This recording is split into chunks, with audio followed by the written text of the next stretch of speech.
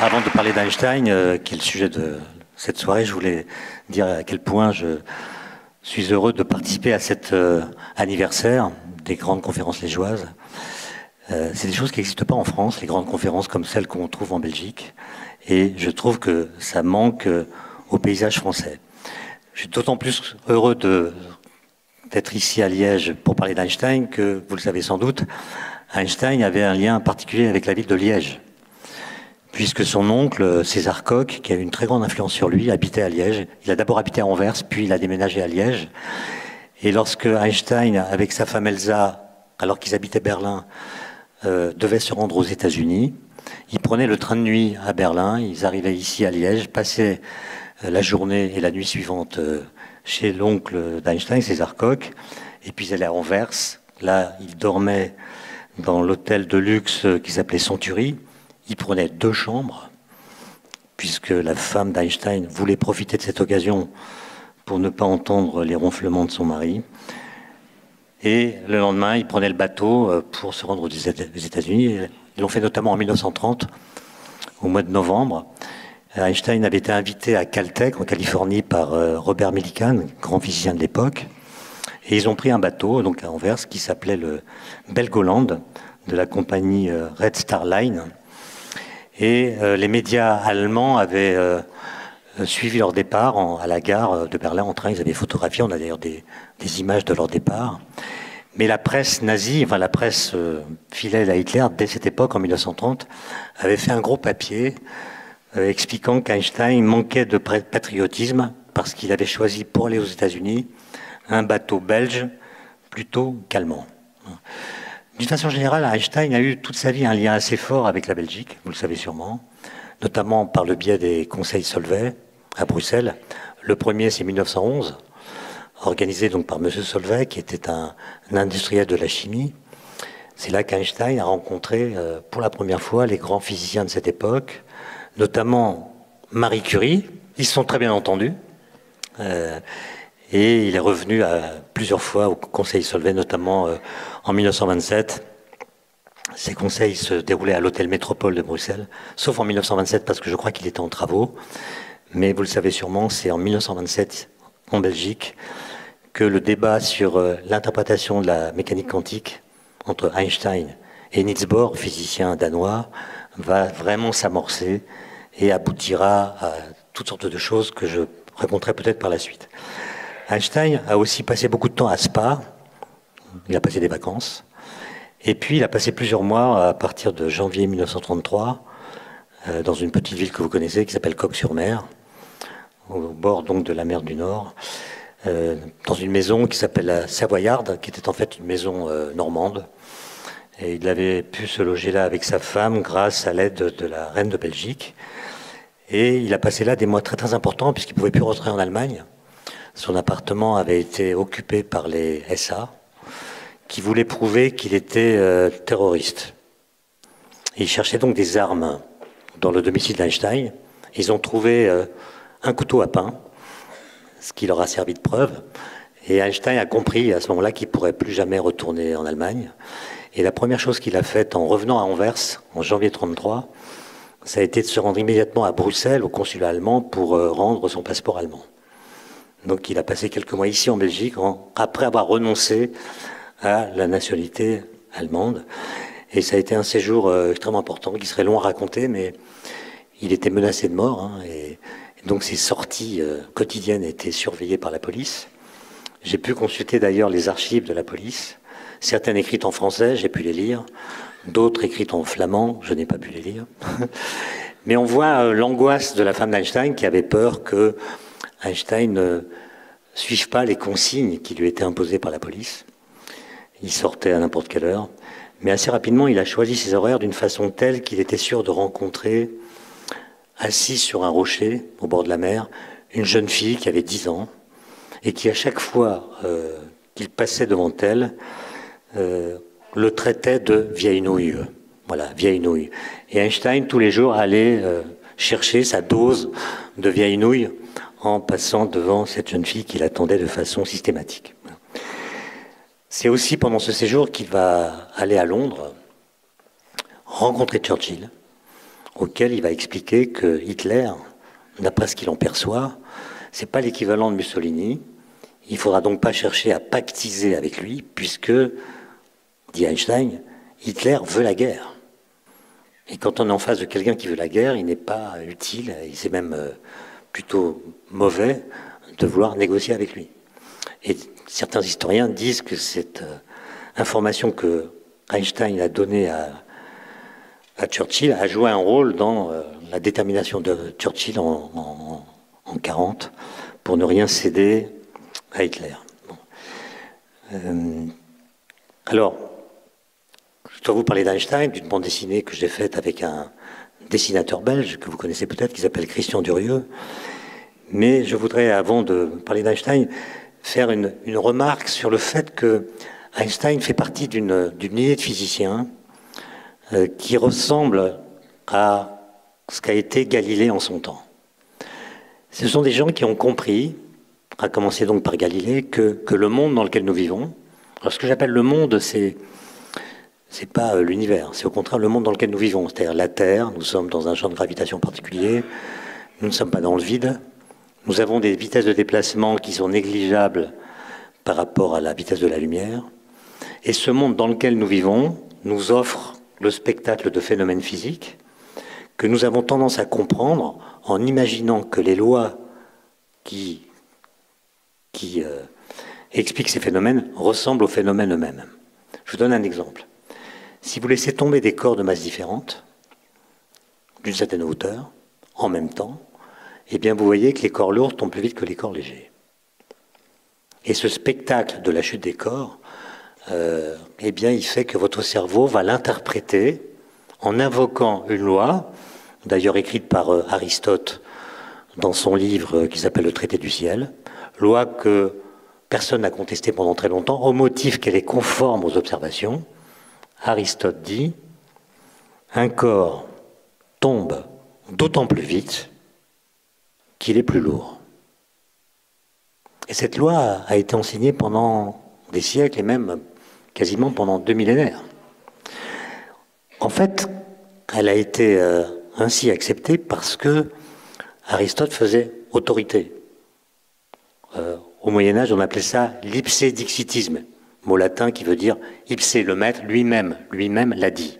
Le maître l'a dit, donc ça n'est plus la peine de discuter.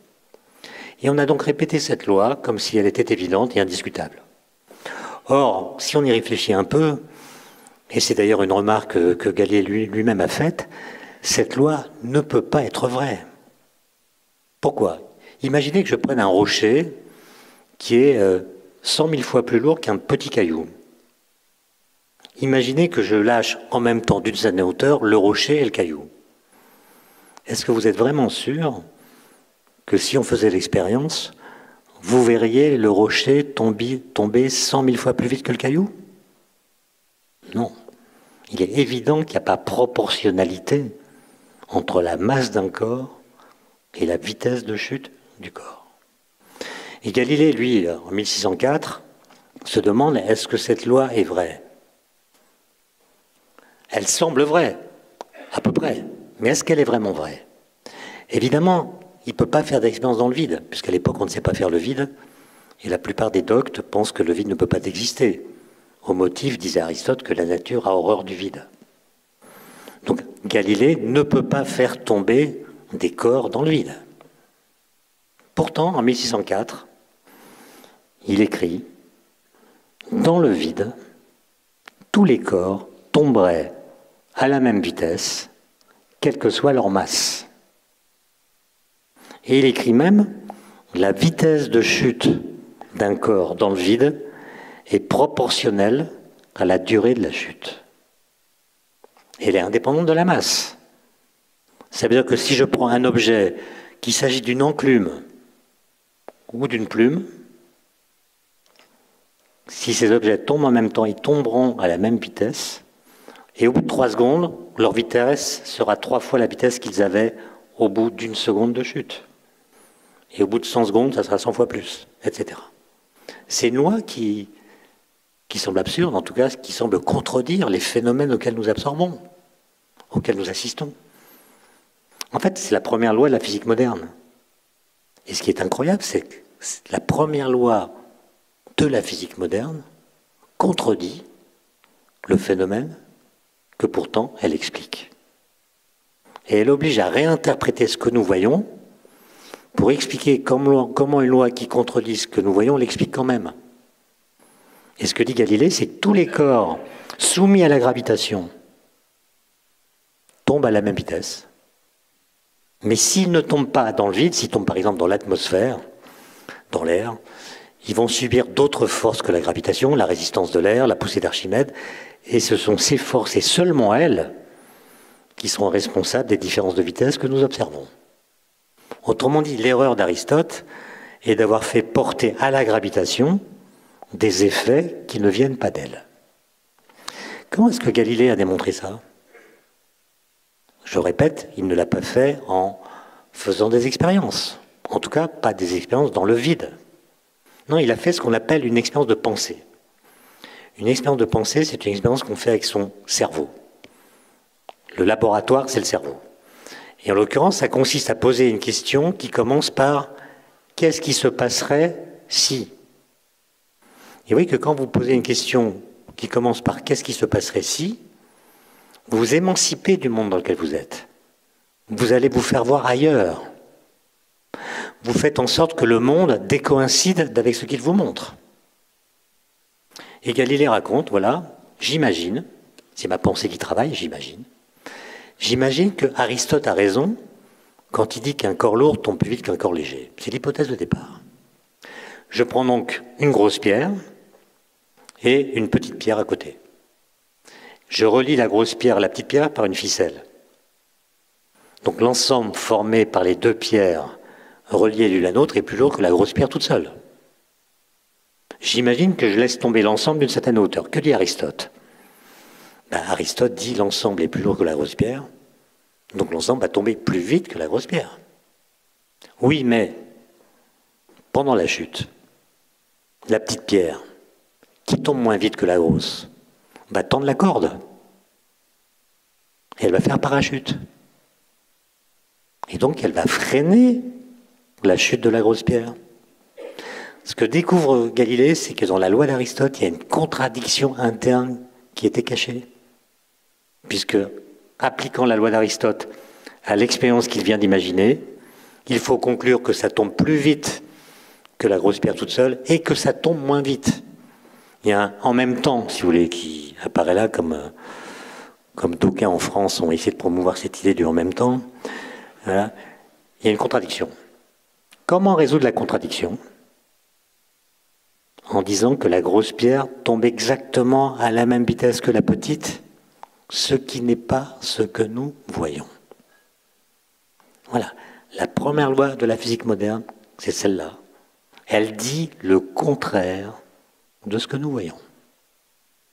Il y a un philosophe des sciences que j'aime beaucoup, qui s'appelle Alexandre Koyré, au XXe siècle, qui disait « Le pari de la physique moderne inventé par Galilée, c'est qu'on peut expliquer le réel empirique, par l'impossible. » C'est-à-dire, on explique ce que nous voyons par des lois qui contredisent ce que nous voyons.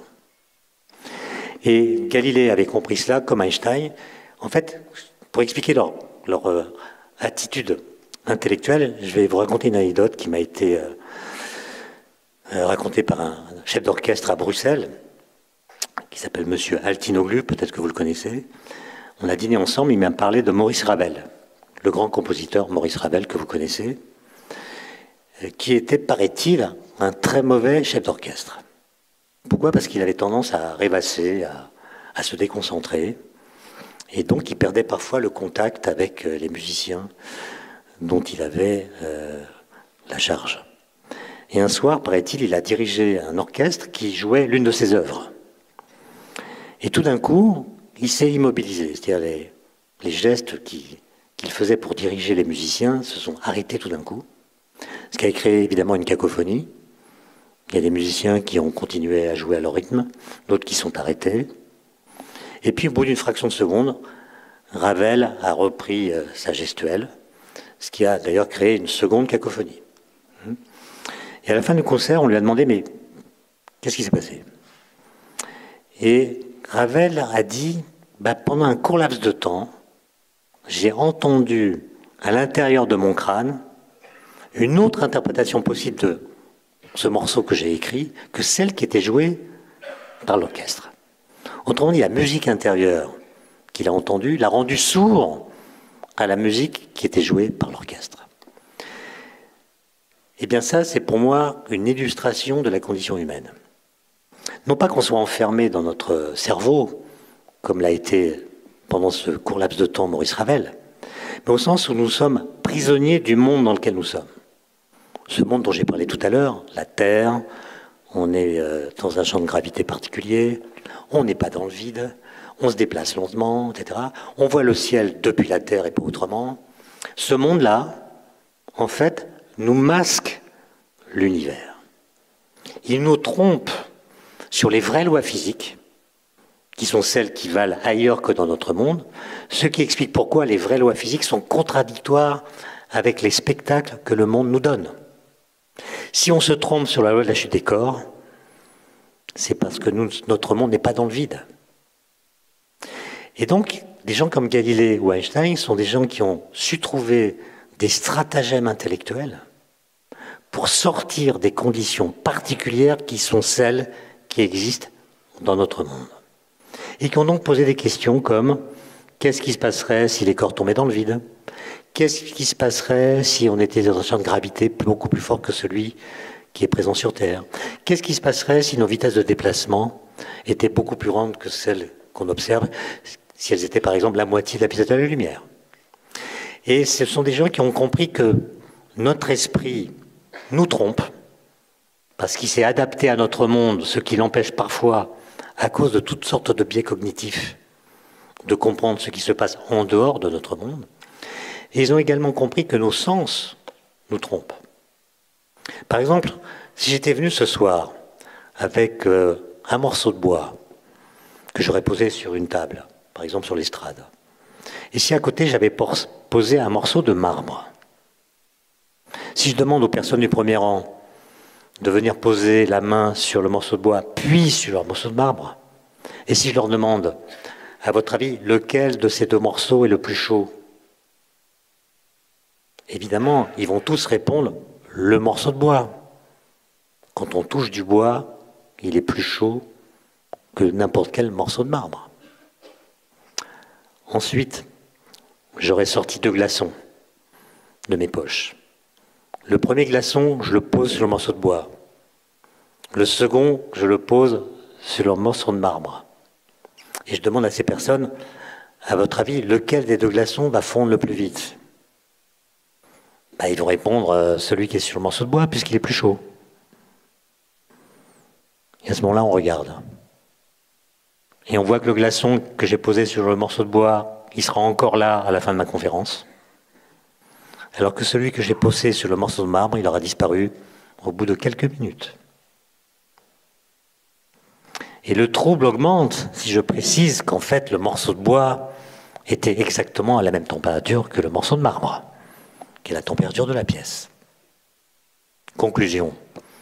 Nos mains, nos doigts, ne sont pas un très bon thermomètre, nous trompent sur les températures, et notre esprit, couplé à nos sens, nous induit en erreur. Et donc le fait qu'on soit dans ce monde a fait que notre esprit doit être capable de penser contre lui-même. Bachelard disait, faire de la physique, c'est penser contre son cerveau. Et d'autre part, être capable de s'émanciper, en partie en tout cas, des indications que nous donnent nos sens. Et donc Galilée, comme je l'ai dit, mais surtout Einstein, sont des gens qui vont être des sortes de magiciens dans l'art de fabriquer des expériences de pensée. Einstein, vous savez, il a été scolarisé en Allemagne, à Munich, dans un lycée, dans lequel, c'était la fin du XIXe siècle, dans lequel la discipline était quasi militaire, ce qu'il n'a pas bien supporté. Et en 1895, son père et sa mère ont quitté l'Allemagne pour s'installer en Italie, à côté de Milan. Son père a construit là, il a construit là une usine d'instruments électriques, de machines électriques. Il avait fait faillite en Allemagne. Et Einstein souffrait d'une part de ce que ses parents avaient quitté l'Allemagne, il était tout seul. D'autre part, de la discipline militaire que je viens d'évoquer. Et avant les vacances de Noël, il a démissionné du lycée. Il a demandé au professeur de maths et au professeur de physique de faire une sorte de lettre attestant que son niveau en maths et en physique était bon. Et puis il a pris un train, sans prévenir ses parents, et les a rejoints à Milan. Et pendant une année, il a été déscolarisé. Mais il a beaucoup lu, il a rencontré toutes sortes de personnages intéressants, notamment des ingénieurs. Et il a eu une correspondance très intense avec César Koch, l'oncle dont je viens de parler, qui habitait en Belgique. Et on trouve notamment une lettre assez incroyable dans laquelle Einstein explique quelles sont les questions, il a 15 ans à l'époque, qui l'intéresseront toute sa vie. Et les questions qu'il évoque sont des questions qui sont toutes relatives à la lumière. Et dans l'une de ses lettres, il pose une question assez incroyable, en fait une question d'enfant, qui va résoudre bien plus tard avec un cerveau d'adulte. Et d'ailleurs, vous savez, quand il a été interrogé par son premier biographe à la fin de sa vie, le biographe en question lui a demandé, mais à votre avis, pourquoi est-ce que vous avez été le premier à mettre sur pied la théorie de la relativité? Et ce biographe s'attendait à ce que Einstein réponde, grâce à mon génie. Et Einstein répond, grâce à mon retard mental. J'étais en retard. Ça veut dire quoi? Ça veut dire que je me suis posé des questions que normalement les enfants résolvent tout seuls comme des grands à l'âge de 7 ans. Moi, je me les suis posées beaucoup plus tard, avec un cerveau d'adulte. À 7 ans, un enfant sait qu'une longueur se mesure avec une règle, un double décimètre, et il sait qu'une durée se mesure avec une montre ou une horloge. Une fois qu'on a compris ça, l'affaire est réglée, on n'y revient plus. Mais Einstein, lui, s'est intéressé à tout ça à l'âge de 15 ans. Et dans sa lettre à César Koch, il pose par exemple cette question. Qu'est-ce qui se passerait, vous voyez, c'est déjà une expérience de pensée, qu'est-ce qui se passerait si la lumière était capable d'émettre de la lumière? Si votre enfant vient un soir vous poser la question, vous lui dites va te coucher, va jouer. Qu'est-ce qui se passerait si la lumière était capable d'émettre de la lumière? À l'école, qu'est-ce qu'on apprend? On apprend que les vitesses s'ajoutent. Quand vous marchez sur un tapis roulant, votre vitesse par rapport au sol immobile, c'est votre vitesse par rapport au tapis roulant, plus la vitesse du tapis roulant. On ajoute les vitesses. Donc si la lumière est capable d'émettre de la lumière, la vitesse de la lumière émise, c'est la vitesse de la lumière qui est la source, plus la vitesse de la lumière. Donc c'est 2 fois la vitesse de la lumière. Oui, mais, continue Einstein, si la lumière émise par la lumière émet à son tour de la lumière, quelle sera la vitesse de la lumière émise par la lumière émise? 3 fois la vitesse de la lumière, puis 4, puis 5, puis 6. Conclusion d'Einstein, du haut de ses 15 ans. Si la lumière est capable d'émettre de la lumière, alors on peut fabriquer un escalier cinématique qui fabrique de la lumière de vitesse infinie. Un an plus tard, il est scolarisé en Suisse, parce que, en fait, son oncle lui a appris qu'il existe une école d'ingénieurs en Suisse qui s'appelle l'école polytechnique de Zurich, dans laquelle on peut rentrer par concours sans avoir le bac. Einstein se présente en autodidacte, en histoire, en langues étrangères, en géographie.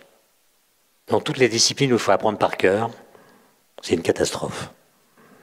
Par contre, en maths et en physique, les examinateurs constatent que le jeune homme a un potentiel. Donc il échoue, mais ils lui disent vous devriez aller dans un lycée en Suisse, dans lequel il y a des méthodes pédagogiques innovantes, qui se trouve à Aarau. Et Einstein va être scolarisé là pendant 1 an. Et il va finir par rentrer à l'école polytechnique de Zurich. Mais pendant cette année-là, il continue à réfléchir sur la lumière. En fait, Einstein, c'est quelqu'un qui a eu très peu d'idées. Mais il est allé au bout des idées qu'il a eues. Et il continue avec son histoire de lumière. Et pour la première fois, il va faire une expérience de pensée dans laquelle il va faire intervenir son corps. Qu'est-ce qui se passerait si mon corps était dans telle ou telle situation que je peux imaginer, si telle ou telle loi était vraie? Et la situation qu'il imagine, c'est « mon corps est à cheval sur un rayon lumineux ». Et là, il fait intervenir ce qu'il appellera plus tard sa pensée musculaire. Il a une pensée musculaire. Sa pensée ne passe pas par les mots. Il le dit, hein. Elle est musculaire. Il se met en situation par la pensée et lui viennent des images mentales qu'ensuite, il a beaucoup de mal à traduire verbalement. Mais il se dit finalement, puisque la lumière est constituée d'ondes électromagnétiques, c'est-à-dire que si je suis à cheval sur la lumière, sur un rayon de lumière, sur une onde électromagnétique, je suis comme un surfeur qui surfe sur une vague. Le surfeur, il est sur la crête de la vague, il avance avec la vague, de sorte que la vague qui est devant lui avance comme lui, donc par rapport à lui, elle est immobile. Et la vague qui est derrière lui, pareil, elle suit le même mouvement que lui, donc elle lui apparaît immobile. Donc ce que comprend Einstein, c'est que s'il est à cheval sur un rayon lumineux, il va voir une onde électromagnétique stationnaire, comme un surfeur sur une vague. Il va voir une onde électromagnétique qui n'avance pas, qui est fixe. Or, à cet âge-là, il avait 16 ans, il savait déjà qu'il n'existe pas de solution stationnaire des équations de Maxwell. Les équations de Maxwell, c'est celles de l'électromagnétisme, qui en effet décrivent la lumière comme une onde électromagnétique, et il savait que ces équations-là n'admettent pas de solution stationnaire. Qu'est-ce qui se dit? De deux choses l'une. Ou bien l'expérience que j'ai imaginée est une expérience impossible, ou bien les équations de Maxwell qui disent qu'elle est impossible sont fausses. Je passe la suite de l'histoire. On arrive en 1905. Il a fini ses études depuis longtemps. Il n'a pas eu de poste à l'université, il n'a pas de thèse. Il n'a pas eu de lettre de recommandation de la part de ses professeurs. Il est père de famille, donc il a dû trouver un métier alimentaire. Et par chance, c'est ce qu'il dira, il trouve un métier, un poste d'ingénieur des brevets à l'Office fédéral de la propriété intellectuelle à Berne. Et là, il est chargé d'examiner tous les brevets déposés par des ingénieurs allemands, suisses et autres, qui visent à synchroniser les horloges à distance. Les gens commencent à prendre le train, l'Allemagne s'est unifiée avec Bismarck, on veut que l'heure dans toutes les villes soit la même, on veut que les voyageurs voient sur les horloges des gares qu'ils traversent la même heure que celle indiquée par leur montre. Et la question est, comment vous faites pour synchroniser des horloges à distance? Comment vous savez, comment vous pouvez faire en sorte que l'heure à Liège soit la même qu'à Paris? Alors, un jour de mars 1905, il escalade une montagne avec son ami Michele Besso pour voir le lever du soleil. Et vous savez qu'à Berne, il y a une immense horloge dont le diamètre fait plusieurs mètres, qu'on voit donc de très loin. Et il monte cette montagne, dont j'ai oublié le nom, et il voit le lever du soleil, vers 6 ou 7 heures du matin. Et à quelques kilomètres du centre-ville, il voit l'horloge qui indique 7 heures. Bon, n'importe lequel d'entre nous qui voit une horloge qui indique 7 heures dit il est 7 heures. Mais Einstein pose la question à Besso, quelle heure est-il à Berne? Besso, il est 7 heures. Non, la lumière met un certain temps pour nous parvenir. Et donc quand nous lisons 7 heures, parce que le message nous arrive, il n'est déjà plus 7 heures à Berne. Autrement dit, nous voyons le passé de l'horloge. Nous voyons le passé de l'horloge. Ils vont le soir, paraît-il, boire beaucoup, manger beaucoup, et dans la nuit suivante, Einstein fait une longue insomnie et au petit matin, il accouche de l'idée qui va lui permettre de fonder la théorie de la relativité, qu'il va publier au mois de juin 1905, et qui répond en fait à toutes les questions d'enfant qui s'étaient posées dans son adolescence. Par exemple, qu'est-ce qui se passerait si la lumière émettait de la lumière? Quelle serait la vitesse de la lumière émise? Réponse d'Einstein, la vitesse de la lumière. Pourquoi? Parce que la lumière bat toujours à la vitesse de la lumière. Ensuite, qu'est-ce que je percevrais si j'étais à cheval sur un rayon lumineux? Faut pas rêver. Pourquoi? Parce que la lumière va toujours à la vitesse de la lumière. Donc on ne peut pas être immobile par rapport à elle. Elle ne peut pas être immobile par rapport à nous. Quelle que soit la vitesse d'un observateur dans l'espace, la vitesse de la lumière par rapport à lui est toujours égale à la vitesse de la lumière. Par exemple, si une onde électromagnétique, un photon, me dépasse par la gauche, à la vitesse de la lumière, je peux me mettre à courir après ce photon dans l'espoir de le rattraper. Et si je suis un super-héros, je vais courir à la vitesse de la lumière moins epsilon. La vitesse de la lumière moins 10 km/h, par exemple. Et je me dis encore un effort et je vais la rattraper. Einstein dit non. La vitesse de la lumière par rapport à vous, alors que vous êtes en train de courir à la vitesse de la lumière moins epsilon, sera la même que quand vous êtes immobile. Donc c'est pas la peine de courir.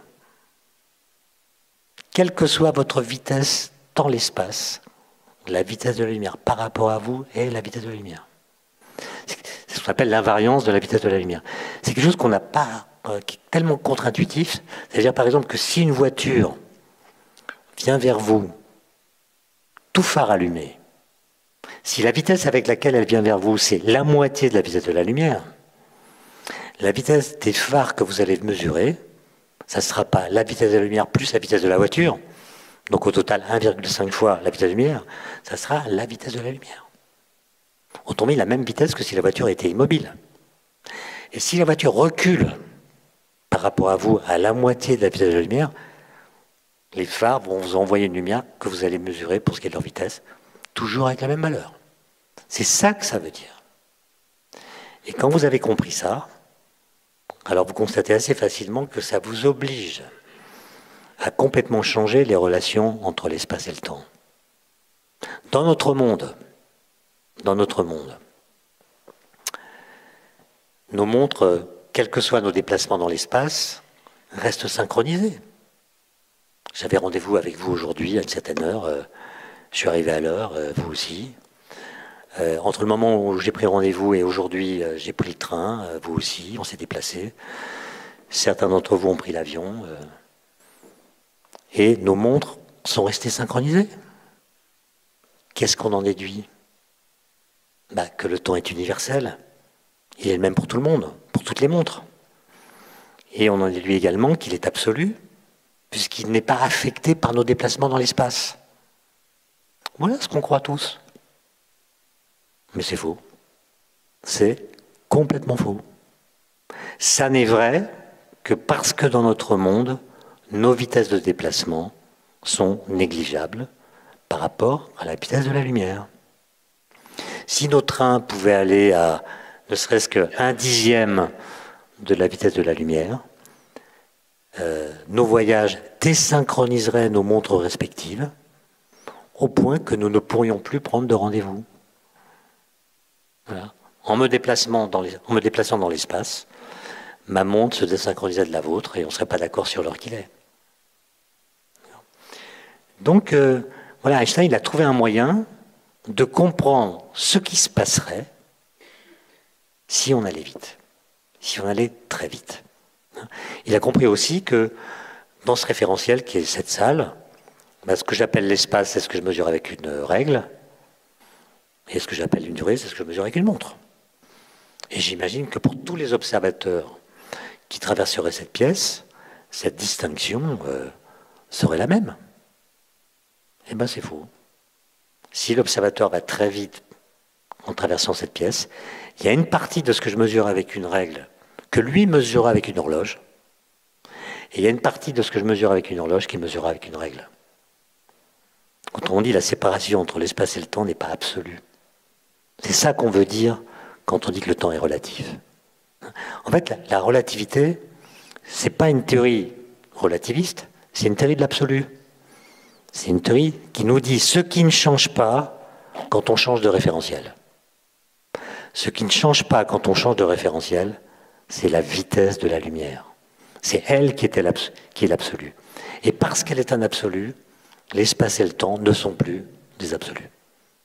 Donc c'est ça la grande révolution relativiste qui va aussi toucher la notion de simultanéité. Par exemple, si je vois une lampe qui s'allume à ma gauche, et puis une autre qui s'allume en même temps à ma droite, je dirais, tiens, j'ai deux événements simultanés. Et je me dirais, mais ils sont simultanés pour moi, donc ils sont simultanés pour tout le monde. Eh bien non, c'est faux. Là encore, c'est faux. Pour un observateur qui vient de ma gauche, cette lampe s'allumera avant celle-ci. Et pour un observateur qui vient de ma droite, c'est celle-ci qui s'allumera avant celle-là.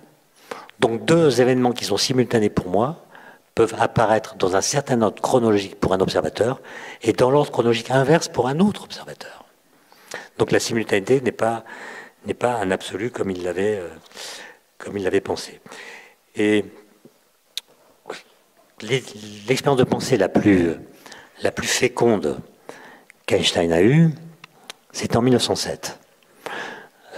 Donc 2 ans après l'année miraculeuse 1905. Vous savez, 1905, c'est vraiment l'année incroyable. Il publie 5 articles, alors qu'il est inconnu. Il n'a pas de poste à l'université, il n'a jamais rien publié. Il publie 5 papiers sur 5 sujets différents. Et sur chacun de ces sujets, il apporte la révolution.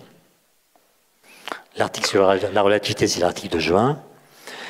Et comme vous le savez, au mois de septembre, il va publier une annexe à l'article de juin, qui fait à peine 3 pages, dans laquelle il y a la formule E égale MC2, qui est écrite avec d'autres notations, je ne vais pas insister là-dessus. Et en fait, il part en vacances, il est épuisé psychiquement au mois de juin. Il a épousé donc sa femme Milena, ils ont un enfant. Il n'a jamais rencontré sa belle famille. Et sa femme fait pression pour qu'il parte en vacances en Serbie, pour qu'il rencontre sa belle famille. Après beaucoup de résistance, il finit par accepter.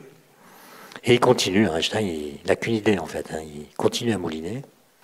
Et au mois de septembre, il publie cette annexe qui vient compléter l'article de juin en disant il doit y avoir dans toute masse une énergie considérable qu'on ne voit pas, qu'on ne sent pas, qui est liée à la vitesse de la lumière, même si le corps est immobile. Donc l'énergie de masse d'un corps se calcule grâce à une vitesse, même si le corps est immobile. C'est quand même bizarre. Alors en fait, il fait un calcul. Alors certains historiens disent que d'autres l'avaient fait, qu'en fait c'est un calcul qu'on peut dériver des équations de Maxwell. Très bien. Il prend un métal qu'on chauffe, un radiateur. Le radiateur, il émet de la lumière. C'est de la lumière infrarouge. Mais si on le chauffe encore plus, ça va être de la lumière visible. Puis ultraviolette, puis X, bref. Un corps qu'on chauffe perd de l'énergie sous forme lumineuse. Visible ou invisible, peu importe. Il perd de l'énergie. La lumière, comme vous le savez, n'a pas de masse. Donc le corps perd de l'énergie, mais sans perdre de masse, puisque la lumière n'a pas de masse. Cette déduction que je fais avec mon esprit est fausse. Ce qui montre, c'est qu'une des conséquences de la théorie de la relativité, c'est que si le corps perd une énergie grand E, il va perdre une masse égale à grand E divisé par le carré de la vitesse de la lumière, même si la lumière n'a pas de masse. Autrement dit, un corps qui perd de l'énergie perd obligatoirement de la masse, même si la façon qu'il a de perdre de l'énergie est sans masse. Okay. Ça, c'est évidemment très, très bizarre. C'est pas du tout des choses qu'on voit dans la vie ordinaire. Et d'ailleurs, quand on fait un calcul, c'est effrayant, hein. On prend 1 gramme de matière, E égale mc2, vous avez un résultat en joules, vous convertissez les joules en calories, et vous constatez que dans 1 gramme de matière, quelle que soit la matière que vous considérez, épinards, beurre, cacahuètes, haricots verts, 1 gramme, ça contient une quantité d'énergie bien plus grande que toutes celles que va utiliser votre métabolisme corporel pendant toute votre vie. Dans 1 gramme de matière, il y a plus d'énergie que toute l'énergie que vous avez besoin d'absorber chaque jour en avalant des kilos de nourriture pour alimenter votre métabolisme.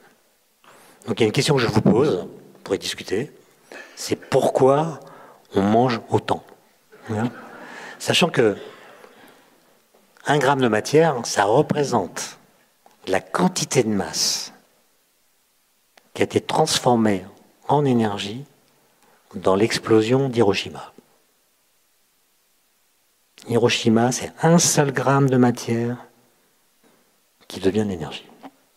Et nous, on mange des kilos. Moi, si on me disait les choses ainsi, je trouverais que se mettre à table, c'est quand même, après, hyper dangereux, quoi. Alors pourquoi on mange autant? Mais si vous lisez ce papier, vous le trouvez sur Internet, d'Einstein. Ce qui compte, c'est les 2 dernières phrases. Parce que pourquoi il y a C, la vitesse de la lumière, dans la formule?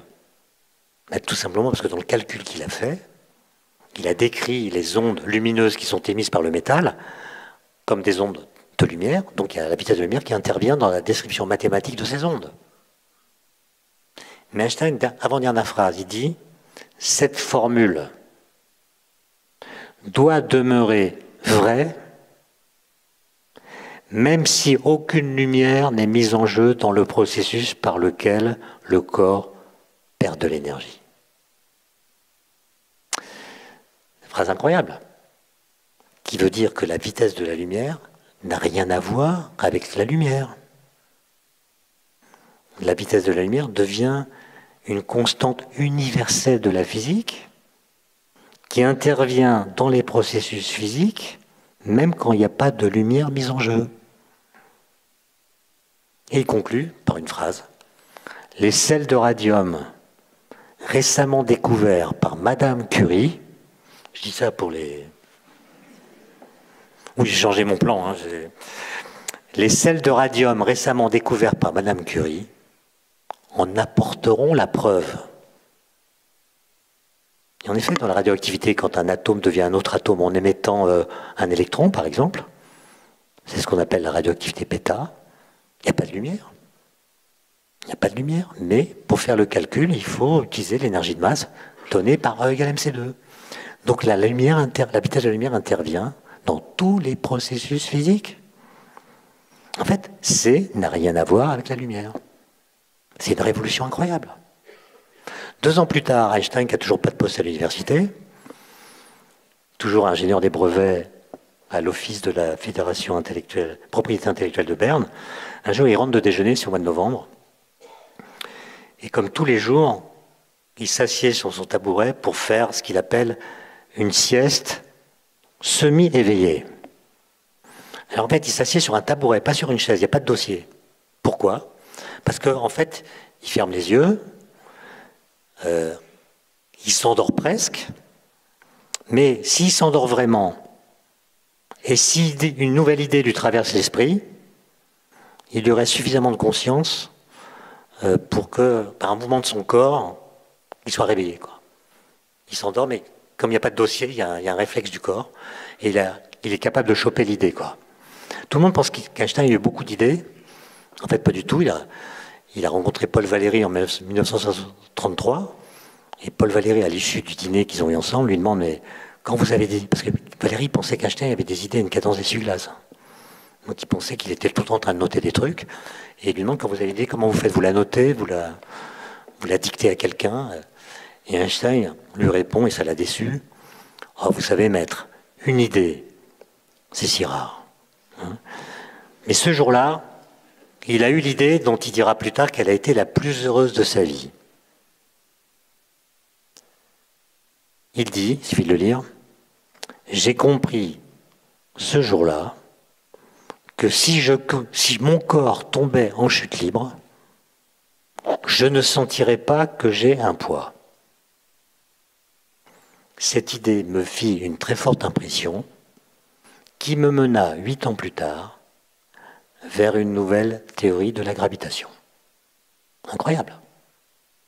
En fait, ce qu'il a compris là, c'est une chose que n'importe qui aurait pu comprendre depuis Galilée ou Newton. Qu'est-ce qu'il comprend? Il imagine que son corps tombe en chute libre. Ça veut dire qu'il tombe dans le vide. Dans le vide, il n'y a donc pas de résistance et la seule force que subit notre corps, c'est le poids. C'est notre poids qui nous fait tomber. Oui, mais pendant que je tombe, je prends mon stylo, dont vous m'accorderez qu'il n'a pas la même masse que moi. Il n'a pas la même masse que moi, mais, d'après Galilée, il tombe à la même vitesse que moi. Donc, alors que je suis en train de tomber, je verrai ce stylo qui ne tombe pas. Il va flotter autour de moi, il va être en lévitation. Autrement dit, quand je suis en chute libre, sous l'effet de la gravitation, qui est la cause de ma chute, j'ai l'impression que la gravitation qui me fait tomber a disparu. Le fait de tomber me met en état d'impesanteur. C'est paradoxal. L'effet produit par la chute annule sa cause. Il comprend un truc fondamental, c'est que pour sentir qu'on a un poids, il faut que notre corps subisse une autre force que le poids. Par exemple, moi je sens la résistance du sol sous mes pieds. Vous sentez la réaction des fauteuils sur lesquels vous êtes assis. Et c'est la force exercée par le fauteuil sur votre corps qui vous fait sentir que vous avez un poids. Mais si vous tombiez en chute libre, votre poids serait quelque chose que vous ne pourriez pas sentir. Autrement dit, ce qu'on appelle l'impesanteur, ce n'est pas l'absence de pesanteur. C'est l'absence de ressenti de la pesanteur. Et on ne la ressent pas si notre corps ne subit pas d'autre force que le poids. Pour aller un peu plus loin dans ce qu'a compris Einstein, et après je vous raconterai l'histoire de la BD quand même, imaginez que vous êtes dans une cabine d'ascenseur dans laquelle il n'y a pas de hublot, de fenêtre qui vous permettent de voir l'extérieur. Et on va imaginer 2 situations possibles. La première situation, c'est que la cabine est posée ici sur le sol terrestre, elle est immobile, et elle baigne donc dans le champ de gravitation terrestre. Donc vous mettez dedans un physicien, vous lui donnez des objets massifs, des balles par exemple, il va les laisser tomber, et s'il est génial, il va retrouver la loi de la chute des corps de Newton. Peut-être même la loi de la gravitation universelle de Newton. Il va voir que les objets tombent vers le bas, etc. Ça, c'est la situation numéro 1. Ensuite, je prends la même cabine d'ascenseur, avec un physicien, des balles, et je l'amène dans un endroit de l'espace où le champ de gravitation est nul. Il n'y a plus de gravitation. Mais j'équipe la cabine d'ascenseur d'un petit réacteur qui va la propulser dans une certaine direction avec une accélération qui est égale à l'accélération de la pesanteur. Donc la cabine, elle est accélérée. Je mets un physicien, là, et à cause de l'accélération, s'il laisse tomber les balles, elles vont tomber sur le plancher. Comme lorsque la cabine était dans la situation numéro 1. Et Einstein en fait un principe qu'il va appeler le principe d'équivalence entre l'accélération et la gravitation. Et il dit, il n'existe aucune expérience que pourrait faire le physicien dans sa cabine, lui permettant de savoir s'il est dans la situation numéro 1 ou dans la situation numéro 2. Autrement dit, les 2 situations sont parfaitement équivalentes, d'où le nom principe d'équivalence. Une accélération peut mimer la gravitation. Donc ça, il l'écrit en 1907. Et en 1909, pour la première fois, il a un poste universitaire. à Prague. Il va à l'Institut allemand de physique à Prague, il est professeur. Il va y passer 16 mois. Et il habite un immeuble tout neuf qui est... Prague, c'est une des premières villes dans lesquelles il y a eu des immeubles complètement électrifiés. L'éclairage est électrique, le chauffage, l'ascenseur. Et Einstein refait une expérience de pensée. Il imagine qu'il est dans sa cabine d'ascenseur, dans la situation numéro 2. Donc en dehors de tout champ de gravitation, avec une accélération constante dans une direction donnée. Il est dans la cabine, et il imagine qu'il y a un rayon lumineux qui entre dans la cabine, par ma gauche, par votre droite, au travers d'un petit orifice. Voilà. Et donc, comme la vitesse de la lumière n'est pas infinie, la lumière va mettre un certain temps pour traverser la cabine. Mais pendant ce temps-là, la cabine qui est accélérée va se déplacer. De sorte que le point d'impact du rayon lumineux sur la paroi de droite, pour moi, ne sera pas au même niveau que le point d'entrée. Donc moi qui suis dans la cabine, dit Einstein, je vais voir de la lumière qui a une trajectoire courbe. Aucun mystère là-dedans. La courbure apparente de la lumière est liée à l'accélération de la cabine. Einstein n'est pas le premier à avoir imaginé cette situation. Oui, mais principe d'équivalence. Ce que j'ai vu là, je le verrais aussi si j'étais dans la situation numéro 1 avec la cabine immobile dans le champ de pesanteur. Je verrais donc de la lumière courbée dans ma cabine, si elle était posée sur le sol, sans subir aucune accélération. Mais vous savez bien que la lumière n'a pas de masse, je l'ai dit. Donc elle ne peut pas subir la gravitation. Donc quelle est cette chose qui courbe la lumière quand la cabine est immobile?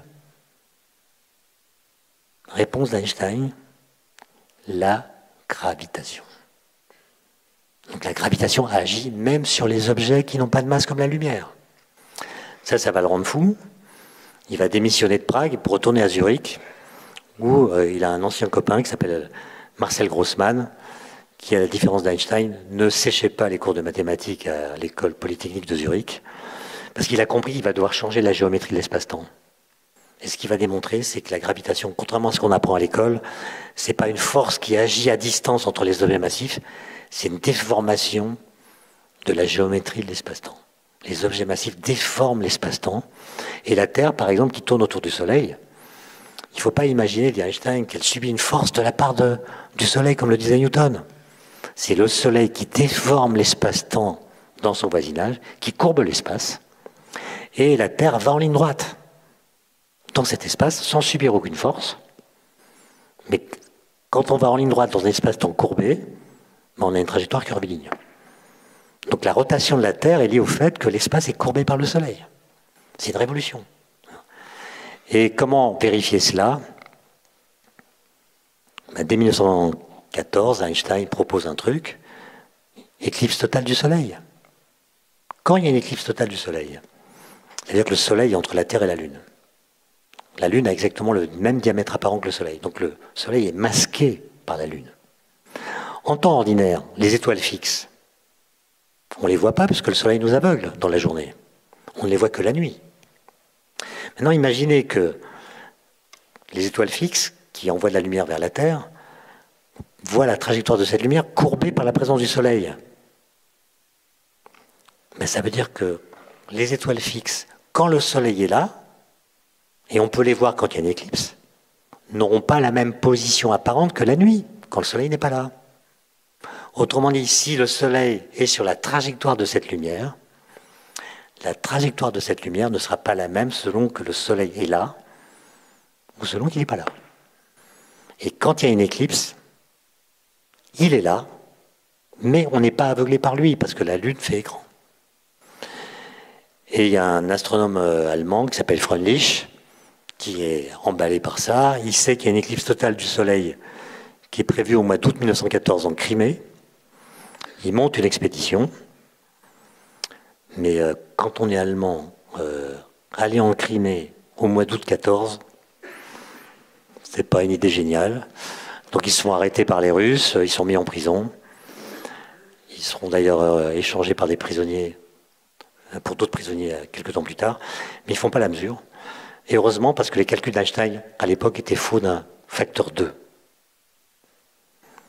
Mais en 1919, nouvelle éclipse du Soleil dans l'hémisphère sud, et un astronome anglais qui s'appelle Eddington, qui est pacifiste, qui pense que la science va réunifier les nations qui se sont fait la guerre, monte une expédition pour montrer que lui, l'anglais, va démontrer qu'un physicien allemand, Einstein, a raison contre un physicien anglais, Newton.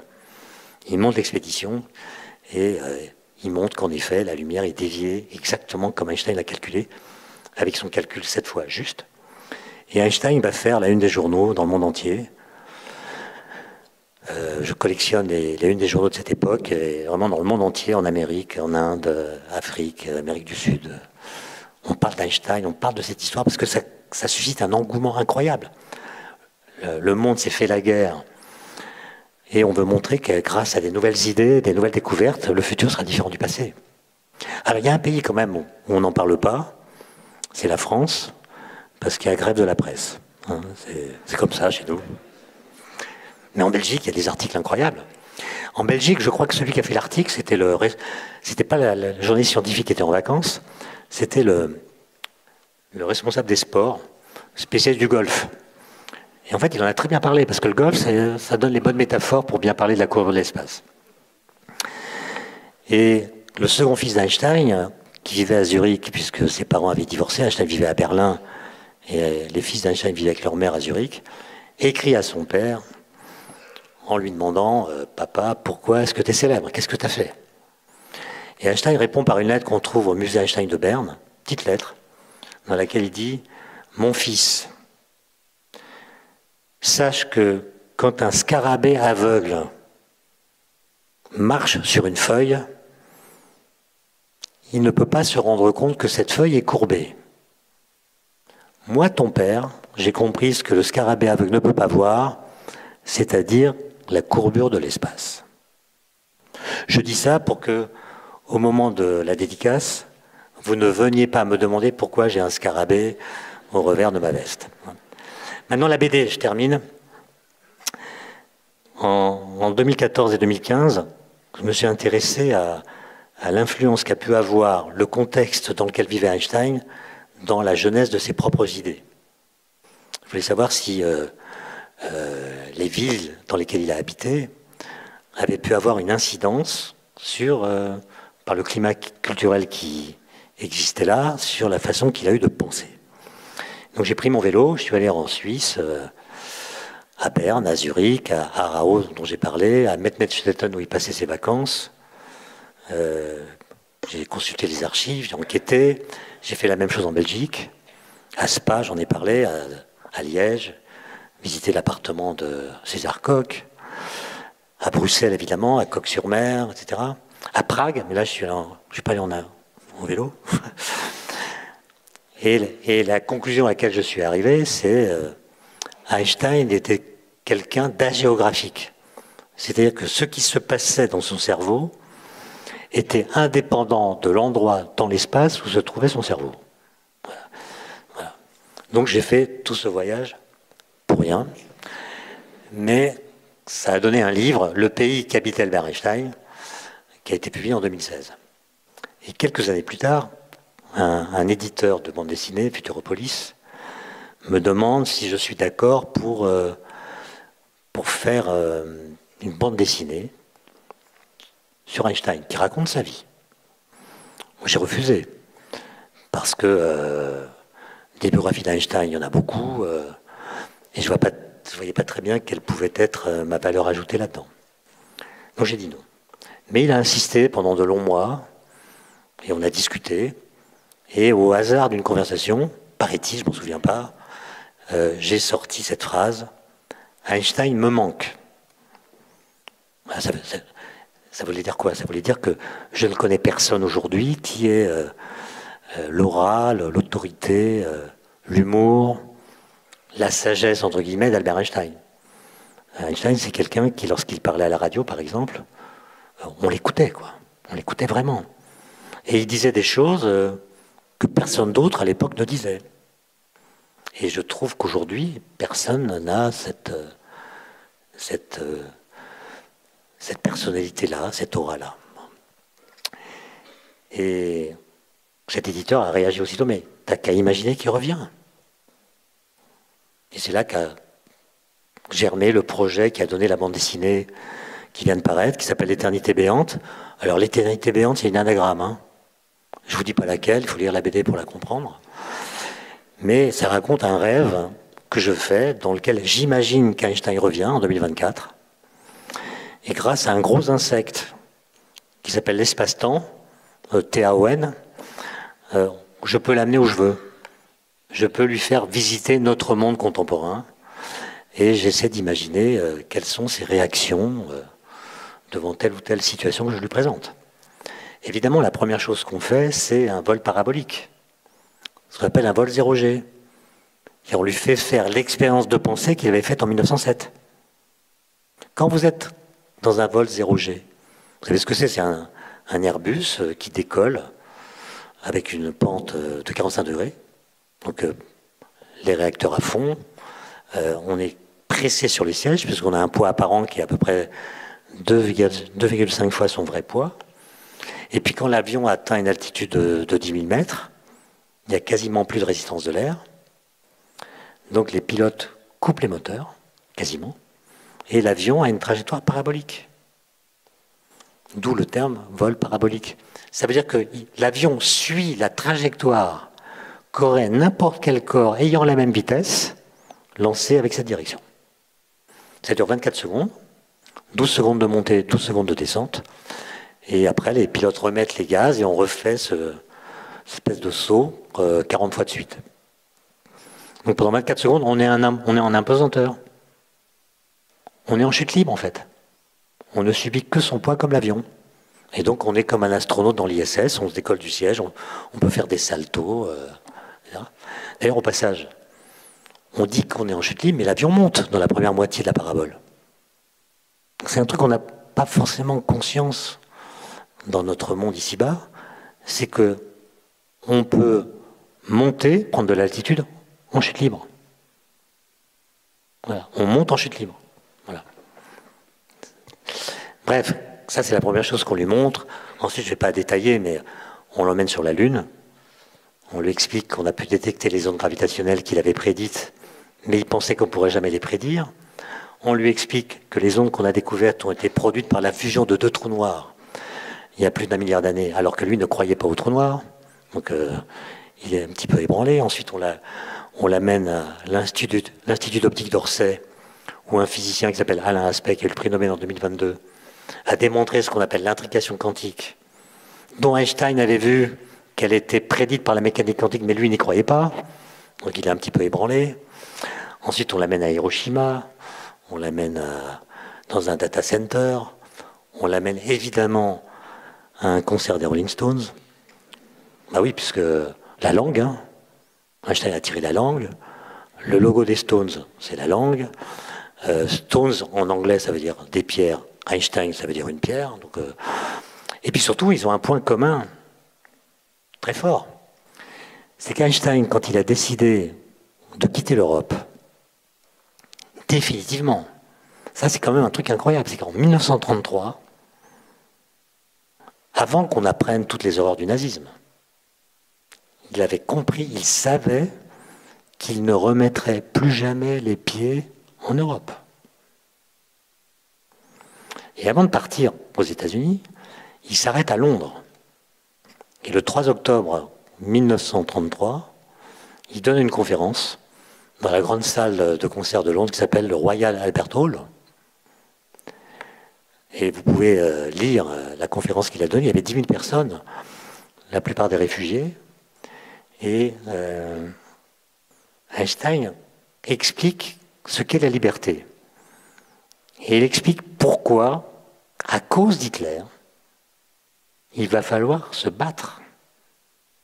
Alors que lui a toujours été anti-militariste. Il a toujours été pacifiste. Il a toujours défendu les objecteurs de conscience, notamment en Belgique.